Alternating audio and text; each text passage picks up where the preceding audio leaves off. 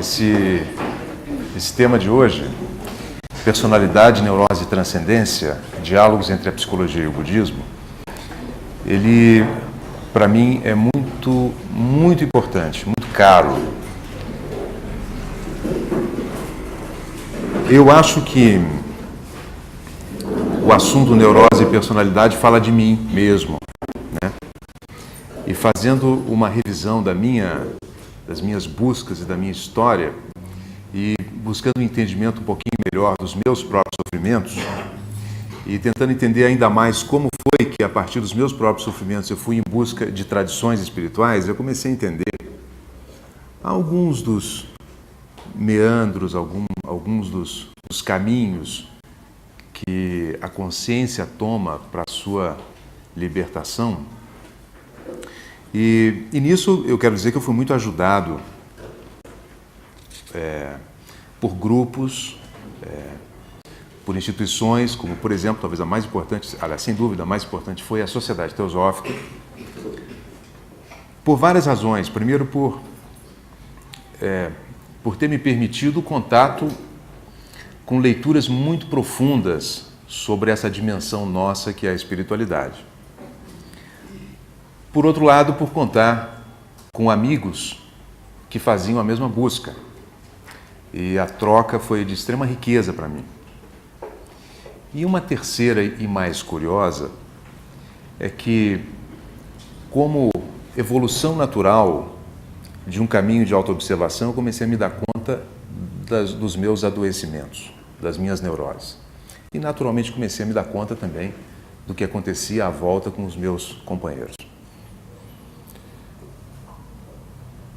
Hoje eu acredito, até porque já andei apresentando essas ideias para outras instituições e observei a resposta, eu acredito que não existe grupo, não existe instituição, não existe especialmente grupos espiritualistas ou religiões, especialmente religiões, que não tenham no seu cerne, no seu trabalho, nos seus grupos, essa estranha relação entre anseio espiritual e neuroses, às vezes, muito complicadas. Em outras ocasiões eu tive a oportunidade de dizer que o meu sentimento é que, pela qualidade dos temas com os quais os grupos espiritualistas lidam, seria de se esperar que muitos grupos, como de fato existem, provocassem uma revolução, uma revolução de consciência. De certa forma, isso ocorre. Não há dúvida de que hoje a gente vive uma transição para novas formas de entendimento da espiritualidade. Não há a menor dúvida. Isso é constatado até por pesquisadores da psicologia da religião. Nós caminhamos para um entendimento da espiritualidade que integra tradições que eram estranhas ao Ocidente. Incorporamos visões de espiritualidade mais centradas no indivíduo e nas escolhas individuais, escolhas pessoais. E começa, de fato, a haver uma massa crítica em torno dessa nova postura que cria uma visão própria de espiritualidade a partir da integração de várias visões. E o critério, quando isso funciona, é que diferentes visões podem fornecer respostas para diferentes anseios que muitas vezes não são encontradas numa só visão. Ou se pelo menos não são encontradas em uma só visão, podem ser encontradas de uma forma mais adequada à maneira de ser de um indivíduo em outra tradição. Mas, frequentemente, não é o que acontece. Eu guardo em mim a sensação de que o poder revolucionário dos grupos espiritualistas e religiosos, especialmente das religiões, está muito abaixo do que poderia ser. E me questionando sobre por que o potencial transformador não atinge a sua real estatura, eu me lembro do que eu mesmo vivi, do que eu observei, e aí, apoiado na psicologia e no budismo, comecei a pensar numa direção que outros também estão pensando.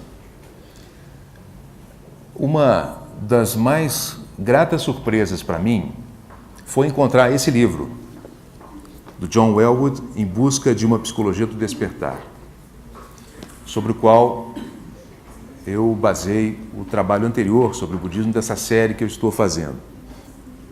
Depois a gente vai abandonar o John Welwood, de alguma forma, e vamos para outros pensadores. Mas o ponto essencial aqui é a tentativa de refinar o nosso olhar para como em nossas vidas pessoais e nas vidas pessoais de muitos dos nossos companheiros e nessas organizações em geral, essa conexão entre neurose e busca da transcendência caminham juntas. Eu acabei selecionando uma relaçãozinha de questões que eu observo nesse assunto e vou integrar essas percepções ao corpo do trabalho que eu pretendo passar para vocês um pouco da rota de raciocínio do Welwood e mesclar isso com o meu próprio trabalho, que foi uma dissertação de mestrado intitulada Análise de Caso à Luz da Teoria do Ajustamento Criativo da Gestalt Terapia, Fenomenologia da Experiência Religiosa. Aqui eu pego uma análise de caso e a partir dessa análise de caso levanto algumas hipóteses sobre esse ponto, né? A relação entre neurose e transcendência. Bom, vamos começar. A primeira pergunta é: o que é a nossa personalidade? Né? Essa identidade que nós desenvolvemos, que nos acompanha o tempo todo, né? E que define a forma como nós reagimos a todos os estímulos e a todas as relações. Ela nos dá um senso de coesão, né? Nossa identidade. Mas observações da psicologia mostraram que esse senso de coesão é fruto de uma estrutura que se forma muito cedo na nossa vida em resposta aos primeiros ambientes que nós encontramos. A vulnerabilidade da criança, quando exposta a ambientes pouco nutridores, psicologicamente falando, exige uma estruturação defensiva que leva a criança a sobreviver àquelas condições e que quando funciona, essas buscas defensivas, quando funcionam, elas vão se solidificando, se estruturando, elas vão se integrando à maneira de se ver da pessoa. E aí nós vamos crescendo e essas estruturas que originalmente foram importantes para a reação a algumas condições familiares, sociais, acabam sendo trazidas junto no nosso desenvolvimento. E a gente sabe que quando o desenvolvimento normal da personalidade vai se dando, inevitavelmente, algumas crises de identidade vão surgir, especialmente quando algumas das identificações da personalidade, algumas das estruturas vão se tornando velhas. Em condições normais, uma pessoa muda e vai mudando, né? Deixando coisas, o que não funciona mais, deixando maneiras de se ver que já não funcionam mais.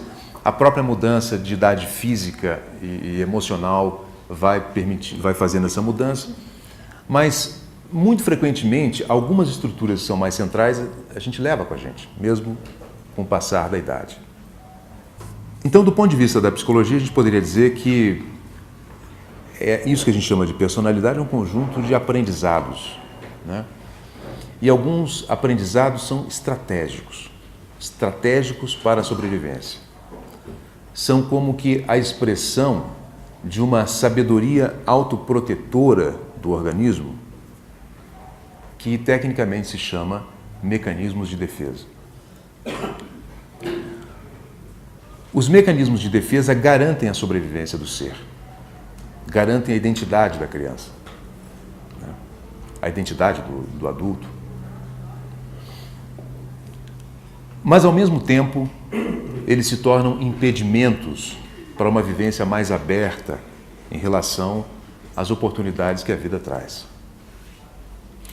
E quando essa pouca abertura vai se tornando séria, grave, o suficiente para interferir na maneira e na eficiência com que uma pessoa administra suas relações, então ela precisa de apoio.